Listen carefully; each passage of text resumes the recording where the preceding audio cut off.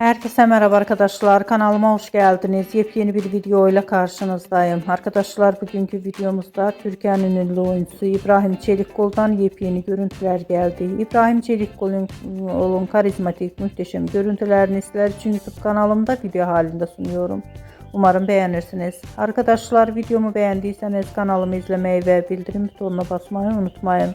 Şimdilik benden bu kadar olsun. Yeni videomuzda görüşmek üzere. Hoşça kalın.